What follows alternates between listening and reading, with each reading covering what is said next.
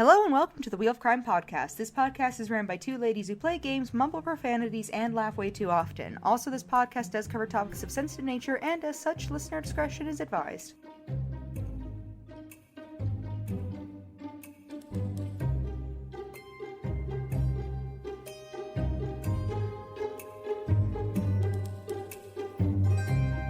Hello, once again, listeners, and welcome back to the Wheel of Crime podcast. My name is Jen.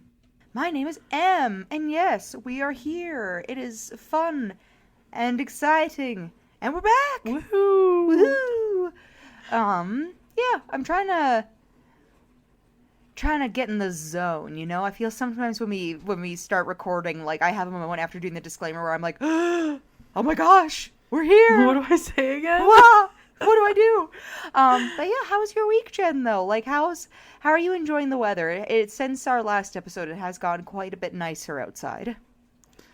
Yeah, I am very happy about it. I've been saying this for months now. It feels like I'm just so ready for summer this year. Usually I'm not a huge summer girl. Mm-hmm. I love the fall. Yeah. But I feel like maybe I just need serotonin right now. So I'm really excited about it being summer and warm and being able to go outside and, you know, all the things. Mm-hmm. And turn my AC unit on. Oh. I know, right? So many things. For me, I just find myself going outside to do more, like, not yard work because I don't really have a yard, but like moving stuff around out on my little patio area and kind of getting it set up. Like, it's getting exciting.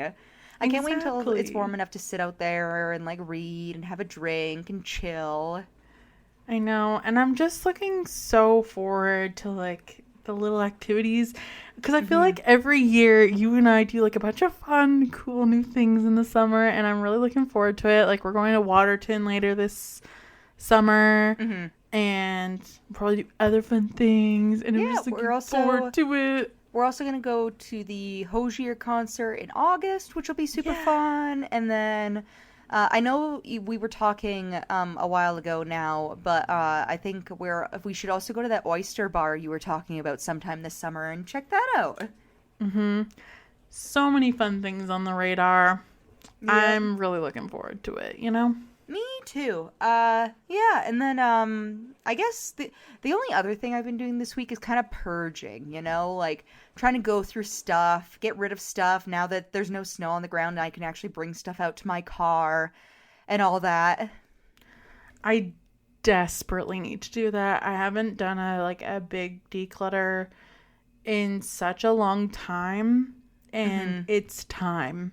Yeah. It's well overdue, actually. See, I did like a micro clutter, like declutter back in February, but now, again, it's been like months have passed since then, like a couple anyways, and now I'm looking around and I'm like, but do I really need to keep some of these things? So that's my next thing, I think. And then I also was like going through stuff because I have this thing where sometimes I'd like to collect multiples of the same thing in different colors, and I'm really trying to be better about it. I was, like, looking at something, and I was like, I don't really need 3 tank tops that are, like, this one cut and style in 3 different colors. I don't think I actually need that. It's always so hard, because when you find, especially clothes, when you find one that's, like, comfy and cute and you like it, you want to have, like, 400 so that you always have one available. Exactly. I do the exact same thing. That's why I'm justifying it right now. I know. Well, that was me too. But then I thought about it and I was like, but at the same time, I have so many clothes. So it's not like I'm like in need of having multiple pairs of the same thing in multiple colors. It's just that I want to and I like it, but I don't need it, you know? I know. It's hard when we both live in fairly small places. So it's definitely a struggle. Especially when you're looking around and you're like, it's feeling a little claustrophobic in here all of a sudden. I feel surrounded by stuff. Yeah, that's how I feel, and I need to get some of this shit out of here, or I'm gonna lose it. So I'm gonna lose it. Yeah. Well, and then too, it's funny because if for example myself, if I did have a slightly bigger place, it probably wouldn't feel as bad. It's just eventually Mm-hmm. I get haunted, right? Like I see the same pile of stuff all the time and I'm like, oh, I need to I get rid of know. it. It's gotta get out of here. I gotta Totally. get out of here. Yeah, so that's where I'm at this week, just trying to be responsible and all that stuff, and trying not to spend a whole ton of money because I'm a little bad for that Mm-hmm. too, where I get Oh, influenced into buying things or treating myself, and then all of a sudden I'm like, I'm poor. I am way too easily influenced. I've learned this about myself. Yeah.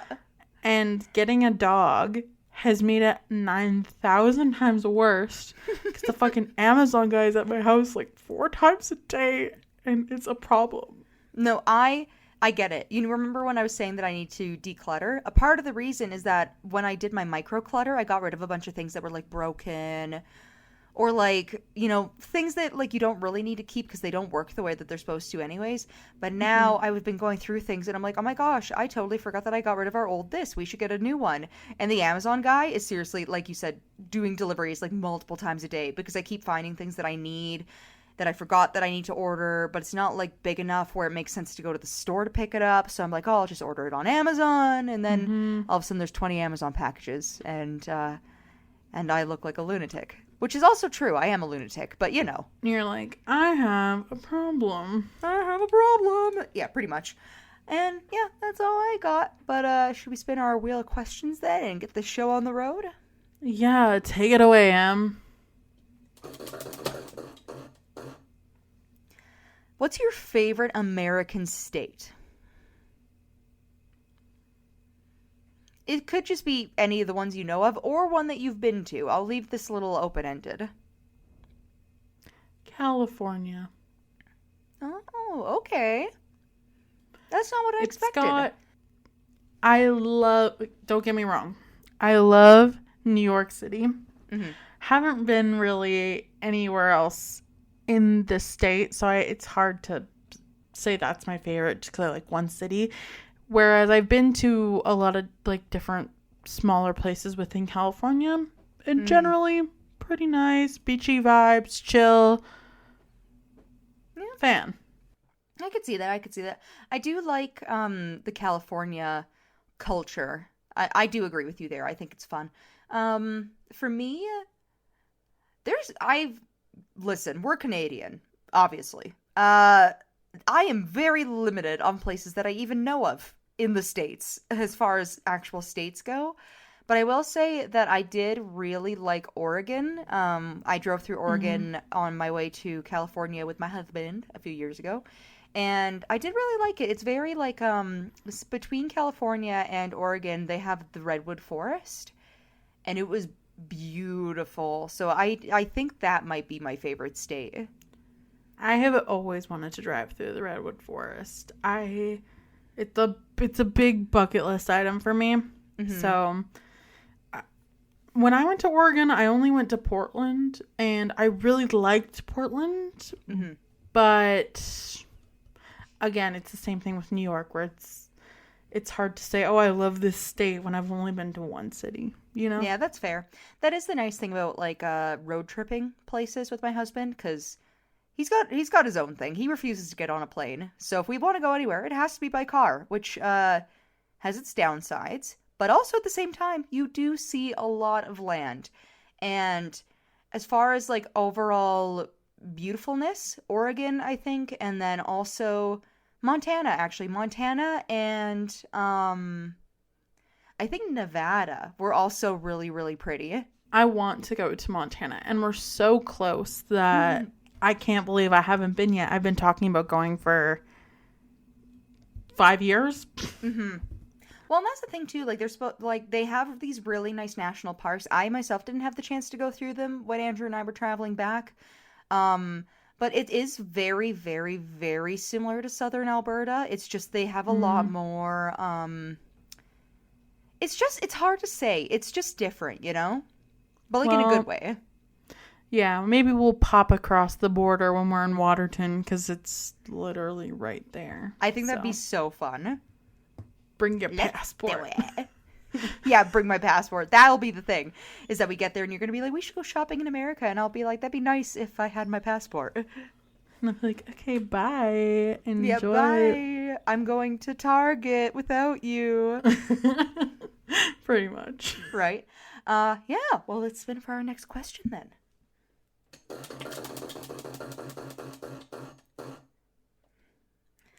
What's one thing where if you saw it in the woods, you would leave immediately? I'm the wrong person to ask because the list of what I wouldn't leave if I saw is much shorter. If I saw a giant spider, gone. Saw a bear, gone. See, Saw a person I didn't like the thinking- looks of, gone. That's fair. When I made the question, I was more so thinking of things that like you wouldn't expect to see in the woods. You know, like you're going for a walk in the woods. Say you've got your new little puppy out there, and you see something, and you're like, that should not be here. Like, what would be the thing that would make you leave that like shouldn't be in the woods? Creepy man, probably. I also thought men, and then I was trying to think of other and I was trying to think of other answers that wasn't just men. Because here's my thing on why I also think men.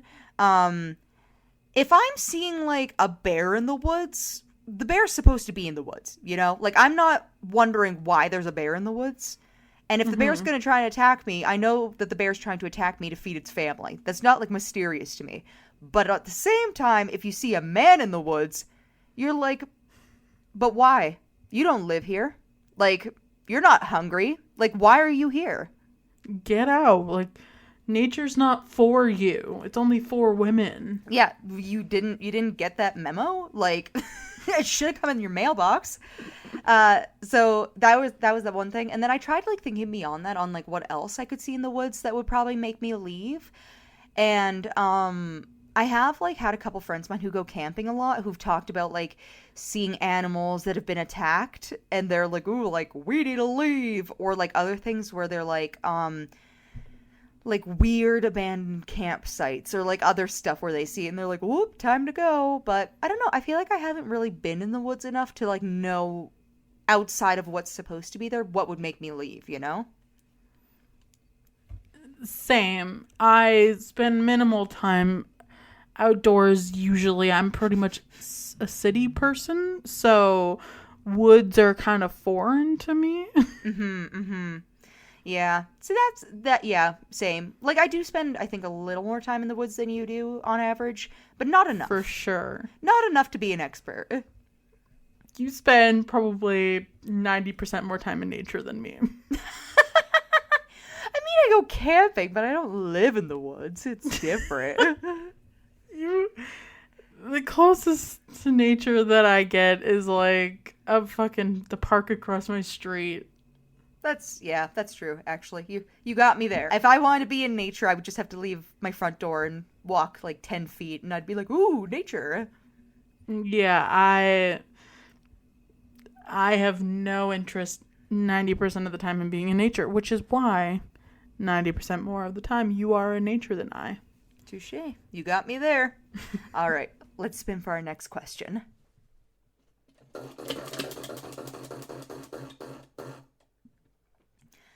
What's your favorite body part? Body part? Yeah, like if you were to like think about like all your different body parts, like what do you think would be your favorite one if you had to pick one?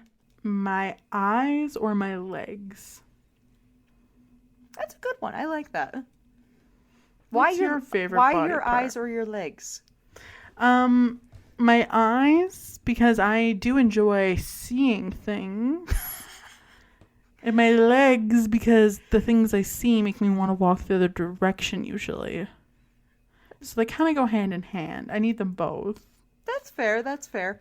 For me, I also was thinking my eyes, but only because, like, I just like eyes in general. Like, I think people usually have really pretty eyes. So I'm like, okay, like, I feel like that'd be a good one. Or if I had to think of a different favorite body part, it's not my back. I'll tell you that much. I think my back is not like, my at back the bottom either. of the list. No, my back is my second least favorite. My least favorite has to be my uterus. 100%. I could not agree more. Yep. I don't know. I feel like for a lot of people, the more obvious answers would be like my ass, my tits, I don't know. I would say my eyes for sure, and then I don't really know about anything else. Yeah, I'm not. I'm going with my eyes and my legs. Yeah. But see, I gave you two of my least favorites, so I think that has to count for something. Yeah, totally.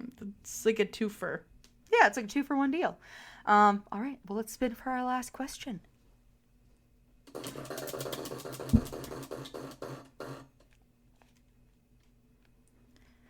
What's your favorite fruit? Raspberries. Oh, that's a good one. I do really like raspberries too. Or mandarin oranges. Yeah, mandarin oranges are also really good. Mandarin oranges are so much better than all those other kinds of oranges. Like I hate those big, thick-skinned ones. Ugh. Yeah, that's fucking blech. Evil. Just evil. For me, I actually think my favorite fruit is either a mango or a pineapple. I'm not really a fan of either of those. Really? God, Yeah. I could eat mangoes and pineapples like every goddamn day. Like, I just love them so much. That's how I feel about raspberries. I could just like sit down and eat an entire bucket of raspberries and be so fucking happy about it. Really? I find raspberries a little too sour sometimes. That's what I like about them. That would make sense. Yeah, all right then. Well, can you take a guess as to what my story for you is today? A monster in the woods loves fruit, but not men, and so he attacks them. No, that's just me. Yeah, that's what we were talking about today. Yeah. So it turns out I'm the subject of this story. No, my story for you today is actually some not very well-known American folklore, which I thought would be really interesting. Ooh, yes. Take it away, Em. All right. So to start with the description, I have in American folklore of specifically Ohio, Michigan, and Connecticut, something called the Melon Heads are beings generally described as small humanoids with bulbous heads who occasionally emerge from hiding places and attack people. Different variations of this legend attribute to different origins of these entities. The fact that they hide and then like pop out and attack sounds kind of like me. So I can relate a lot to these little guys. Yeah, see, I was going to say, I love this for them. I love that they have a passion, you know? Like, Yeah. I think that's the most important part. Love that for them. It's pretty great. All right. Well, I, myself, before doing my notes, didn't ever hear about the Melon Heads, and No, me either. yeah, so I'm going to tell you a little bit about what the heck they are and what they do. All right, take it away. All right, so the Melonheads of Michigan are said to reside around a place called Felt Mansion, and although they have been reportedly seen in the southern forested areas of Ottawa County, according to one story, they were originally children with hydrocephalus, which, do you know what hydrocephalus is? Mm-mm. Occasionally on social media, there will be, like, videos that pop up of, like, really young kids with these, like, ginormous heads. And, like, they're kind of a little squishy. It just basically is a condition that has a lot of, like, fluid retention. So, originally, people thought that the reason that these, like, melon head things came up is because they found some kids with hydrocephalus. Aww. Right?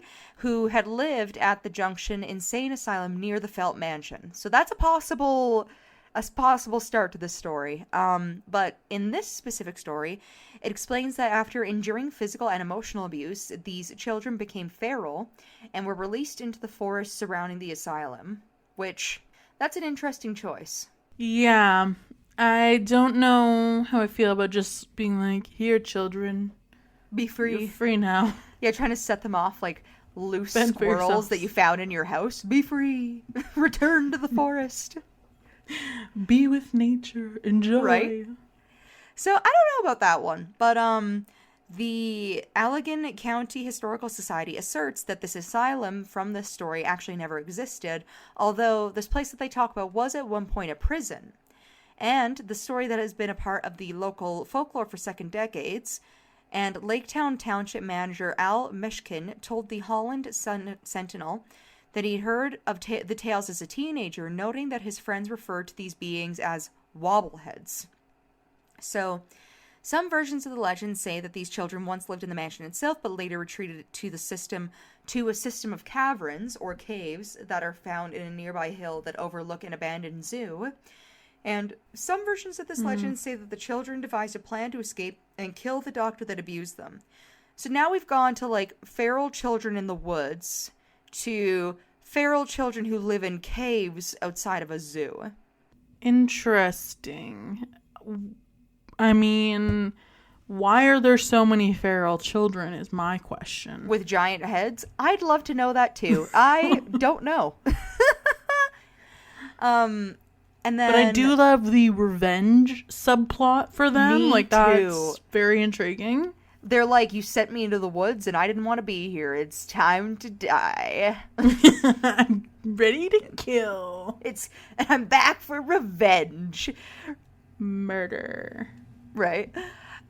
So to kill the doctor that abused them. And it is said that the children had no place to hide the body of the doctor, so they cut it up and they put it in small pieces, which they then hid around the mansion.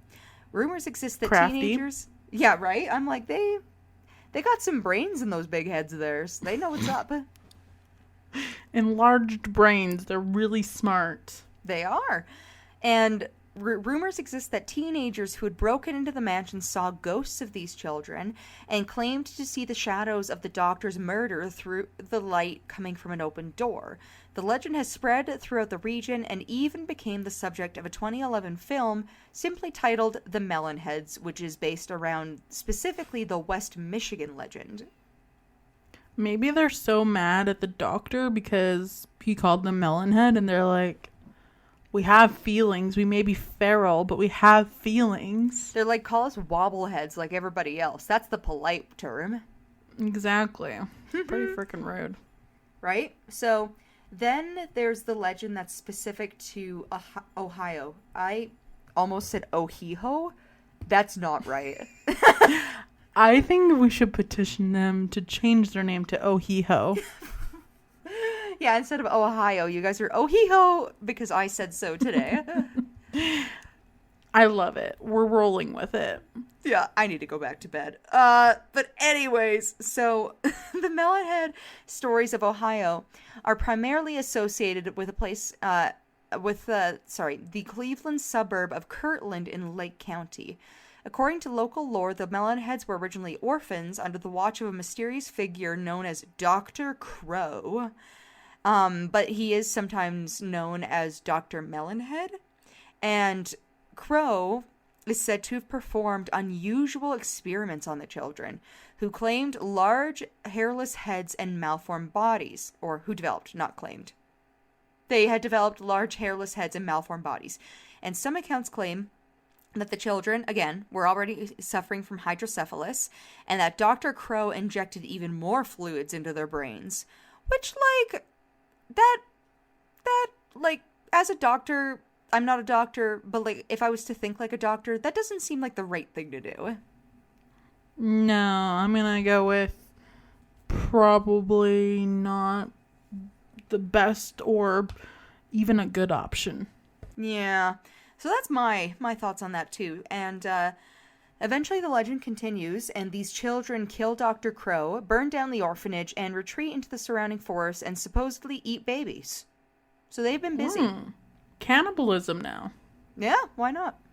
Live and let Just gotta live. throw everything in the mix for these legends, you know? Yeah, right. Yeah, pretty much. Why not? A little sprinkling of cannibalism here and there. What could go wrong? Never hurt nobody. Never hurt nobody. And then legend holds that the Melonheads may also be sighted along Wisner Road in Kirtland and adjacent Cardon Township in Guega County. The Melonhead legend has been popularized on the internet as well, particularly on websites called Creepy Cleveland and Dead Ohio, where users offer their... Dead Ohiho? Yeah, Dead Ho-He-Ho. Where users offer their own versions of the story, which I just find it's funny that Creepypasta didn't make its way in here, but no, it's just Creepy Cleveland and Dead Ohiho. That's all we've got. Love that. I'm gonna pop on creepy Cleveland right after this episode because I'm curious now. Because now we gotta know, right? And then a movie, Legends of the Melonheads, was also released in 2010, which was based specifically on the Ohio legend and various other legends in the Kirtland area. And then, in 2018, horror anthology movie The Field Guide to Evil, featuring 8 stories from cultures around the world, and its contribution from the USA is a rendition of the Melonheads, where a man's son is taken into the woods and turned into a melonhead. Which is kind of a lot. They're literally bringing in every trope here. Oh, yeah. But that's what I mean, like, they've been busy. They're like, well, we eat people now, babies specifically, and also we kidnap children when we feel like it and turn them into melonheads because we can. Yeah, it's like a little seance we do. Yep. A little dance around the woods in a circle, like, as they do, I'm assuming. I don't know. A satanic ritual or two. There's just a couple, yeah, just, a little, to really seal it in, An animal sacrifice. Why not? Why not? Just, a goat animal sacrifice. That's all it's missing at this point. Truly. So I wonder if they could turn me into a melon head, though. That would be the dream, wouldn't it? Then maybe you really would. Then you'd finally spend more time in the woods. That's what's been missing in my life. This is the solution. Melon head time. Perfect. Oh, great. Can't wait. They did say, though, in conclusion to the Ohiho specific version of this story, that after some research, they're pretty sure that Dr. Crow never actually existed. Well, what's a fake doctor between friends? That's what I'm saying, Who has to Exactly. know, Aren't we all just fake doctors, Yeah, aren't we all fake doctors? I thought that's just what we did, Don't we all just... I was going to say participate in cannibalism, but no, I do not participate in cannibalism. Yeah, aren't we all just cannibals? Well, some of us no, but some of us maybe. To clarify, I'm not a cannibal, I promise. Oh, wow, really? That's crazy. I had no idea. I know, it's so crazy. Oh my god. Now we have the legend in Connecticut. So, several variations of the Melonhead legend can be found throughout southwest Connecticut, especially in southern Litchfield County, central and eastern Fairfield County, and western New Haven County, Connecticut. In Fairfield County and in Litchfield County, many tales can be found in communities such as Newton, New Milford, Trumbull, Sheldon, Stratford, Monroe, Easton, and Weston, which I assume are in the east and the west. One would think, but you never know. You never know. In western and central New Haven County, tales can be found in towns like Seymour, Oxford, Milford, and Southbury. So, there are several primary Connecticut variations. According to one variation of the myth, Fairfield County was the location of an asylum for the criminally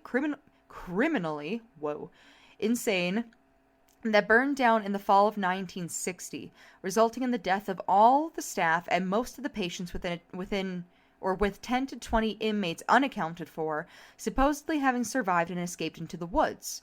The legend states that the Melonhead's appearance is the result of the habit of them, so the escaped prisoners, having resorted to cannibalism in order to survive the harsh winters of the region and due to inbreeding, which in turn caused them to develop hydrocephalus. So, and there it is, escaped prisoners and inbreeding, the final pieces to this puzzle. The trifecta of folklore, right? Which I'm pretty sure, I could be wrong, I don't think hydrocephalus ties into inbreeding. I'm pretty sure. I think it's just a separate genetic condition, but I could be wrong. I mean, Emily's a doctor, a fake one, but still. Yeah, I'm a fake doctor. I know everything. Just take our word for it, guys. Just do it. So, casually, escaped prisoners breed with each other and make hydrocephalus babies, obviously. And usual. As they do. And in some retellings of this version, they substitute the asylum or the prison with a place of business or campgrounds, and the inmates/patients with employees, staff, or campgoers. So individual variations will modify what town these individuals were originally from and where they end up. According to the second variation, the Melonheads are descendants of a colonial-era family from Sheldon Trumbull who were banished after accusations of witchcraft. So we were also missing witchcraft, but it's here now. And yeah, we got them all. Right? Which were made against them, causing them to retreat into the woods. As with the first version of this legend, this variation attributes the appearance of the Melonheads due to inbreeding, and the Melonheads allegedly prey upon humans who wander into their territory. Like the first version, individual retellings will modify what town the family was originally from and as well where they end up. But they're all like pretty similar, basically. Right. And these Melonhead children kind of give the vibes of the boogeyman, where it's like more of a threat. It's like you never know where they could be, but they're probably in your room, under your bed, ready to pretty kill much, yeah. you. They're like, don't go into the woods, or the Melonheads are gonna take you and eat you, and then fuck you, and then make more Melonheads, and then use your body for witchcraft. Yeah, right. I'm like, what is happening? Anyways, but yeah, pretty much.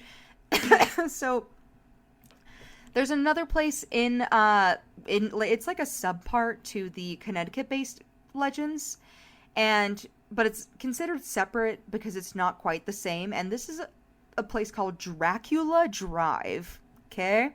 Perfect. That's exactly where I want to go. You know what this story was really missing? Vampires. So I'm glad we're covering this. Yeah, I felt that missing piece in my soul. I know, right? So, did they have long fingernails? Hard to say. Unconfirmed as of late. Okay, I'll wait. Maybe we'll get to that. Right? So, a number of Connecticut-based legends of the Melonheads have one characteristic in common, which is the inclusion of a secluded, rustic, or single-lane, usually, dirt road running through the Melonheads' wooded territory. Many towns in Fairfield County and New Haven County have rural and forested sections, and it's not uncommon for these forests to have rural roads running through them. These roads at times are associated with the local variation of the Melonheads legend and are said to be a part of the Melonheads territory. In a number of towns such as Newton, New Milford, Sheldon, and Trumbull and Monroe, which we just talked about with Connecticut, several legends place the Melonheads territory to be around a mysterious and mythical street commonly referred to as Dracula Drive. None of the towns that have a Melonhead legend have roads designed like Dracula Drive. Depending on what version of the story is told, one of the several existing streets are mistakenly referred to or coincidentally coincide with the Dracula Drive mentioned in the Melonhead stories. For example, some legends place the Melonheads territory in and around Sawmill City Road in Sheldon as Dracula Drive. Some other roads mistakenly refer to Dracula Drive, including Edmonds Road in Oxford, Velvet Street in Trumbull and Monroe, Zion Hill Road in Milford, the roads around Lake Mohegan in Fairfield, Marginal Road in New Haven, Jeremy Swamp Road in Southbury, paths and / roads in and around Roosevelt, Forest, and Stratford. So basically, these Melonheads in Connecticut, they do have a territory, and this territory is on Dracula Drive. But where is Dracula Drive? Who's to say? Honestly, if I was a feral child, I would probably also set up on Dracula Drive. It feels right, you know? It does feel right. Yeah, 100%. Too bad they can't really nail down where that is, but I'm sure if you were a feral child, you would just know it in your heart. Yeah, that's the thing. I think it's not for us. That's why we don't know where it is. It's really just for the feral children with the giant heads. They know where to go. That's disappointing. I wish I could be included in that, but I guess there's still time. Know. There is still time. You could always go into the woods and get kidnapped and become a feral child. I think it might be too late for me. Oh man. So you might be wondering, how did we get here? What is the inspiration behind these? I have been children? wondering how we got here, actually. Thank you. So there is a reason on how and why we're here, and that is that characteristics of the legend evolve of the legend evolve, and parts of various versions of the legend affect other parts/versions of the legend. For example, some legends claim that the Melonheads would bite or consume whoever entered their territory. Also, the Melonheads' territory commonly involves a secluded, rustic, or dirt road running through it. This is one instance where elements of the legend interact over time, and why some actual streets are mistakenly referred to as Dracula Drive by some of the locals. So, in Connecticut, some of the inspiration for a number of versions of the Melonheads legend may be attributed to the local surroundings and landmarks. Central Fairfield County is home to the now defunct Fairfield Hills State Mental Hospital, as well as the Garner Correctional Institution, both located in Newton. The care and treatment for adult male offenders with significant mental health issues throughout the Connecticut Department of Correction were consolidated at Garner Correctional Institution. Also, there is the Federal Correctional Institution located near Danbury. So I'm going to kind of keep with my explanation, but just to kind of explain it so far. The legend, this whole legend even exists in the first place of the melon-headed kids, specifically in areas where they had mental health institutions and prisons. That is the only similarity between all of them, and that they were all kind of started around the same time. Interesting. Yeah, but like in Ohio and Connecticut and, yeah, it is interesting, right? Mm-hmm. So, this part of Fairfield County has historically been a rural area filled with farms and forests. The proximity of several criminal and psychiatric institutions, as well as their juxtaposition to rural areas of the county, may have contributed elements to the legend of the Melonheads. So that was the other thing. They were like, we have all of these institutions and correctional centers out in the middle of buttfuck nowhere, and the people who would work there would be like, oh, you don't want to go into the woods because what if you find this? Like, it's just kind of like a fear-mongering. Yeah, and kind of, you touched on it earlier, it's kind of like a version of the boogeyman, is kind of how they explain this even came about.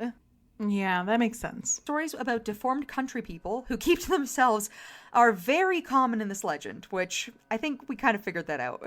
It's like the hills have eyes. It's like the vibe this is giving me.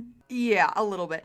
And so, while the legend of the Melonheads is more widely told throughout southwestern Connecticut, as we've kind of been able to figure out, one of the several other similar legends of deformed or mutated humans can be found in various locations of Fairfield and New Haven County. These legends have been told in overlapping communities where there are some individuals that would tell versions of one legend alongside other individuals who would tell versions of another legend. Over time, this overlapping of oral tradition may have allowed the cross-contribution of elements to each other. And that's why they think there's so many similarities, but like drastic differences between all of them is that from people traveling and talking to each other between these institutions or prisons or places that were already a little bit similar and in the countryside, it kind of just made it so that it was like a subculture almost of people being like, well, about those melon-headed kids in the woods, those feral almost country... like a campfire story. Yeah, but like it was so big that like it literally stretches across like 2 or 3 different states where there's people who are like, you don't want to go into the woods, the melonheads are gonna get you. That's crazy. Right? So there are some other versions, or not versions, but there are some other stories that were also passed this way that just aren't as big as the Melonheads.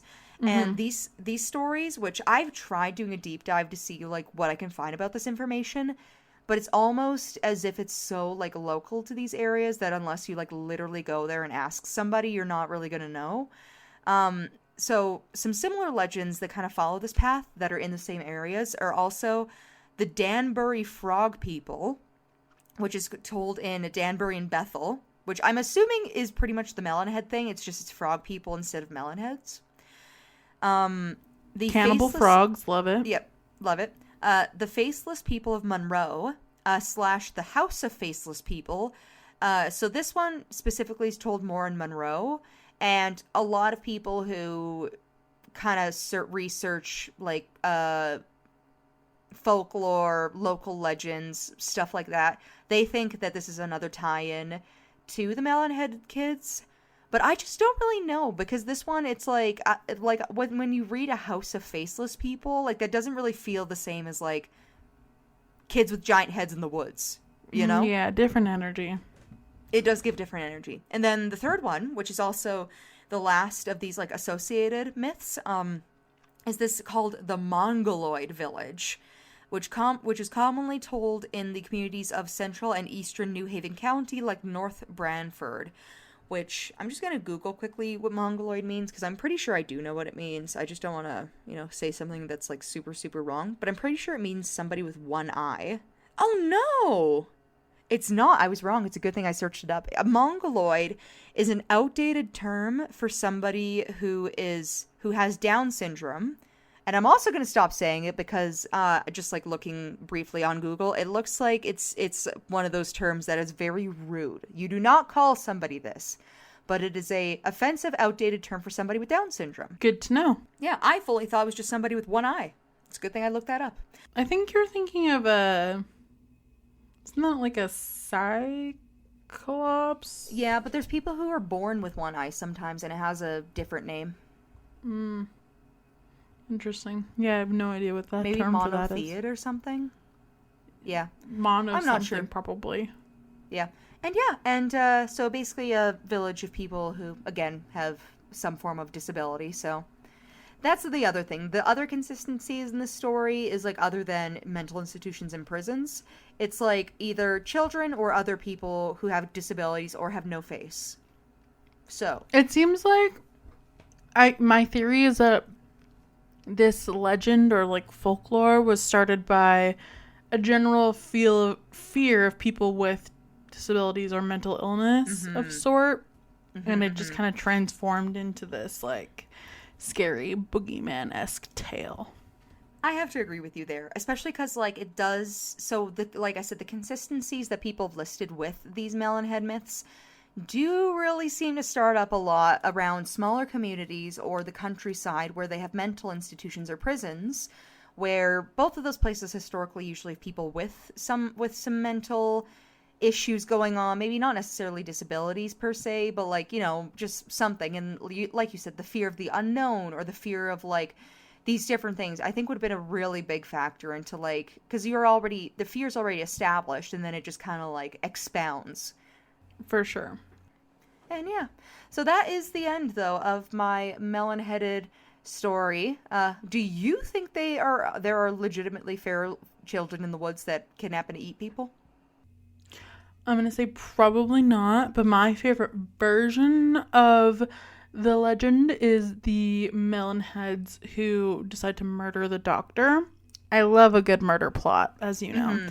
See, it felt like justice, I agree with you. It feels good. Yeah. What's your favorite version of the legend? And do you think that they are real? I also think that my favorite is the doctor one, because I do love a good revenge story.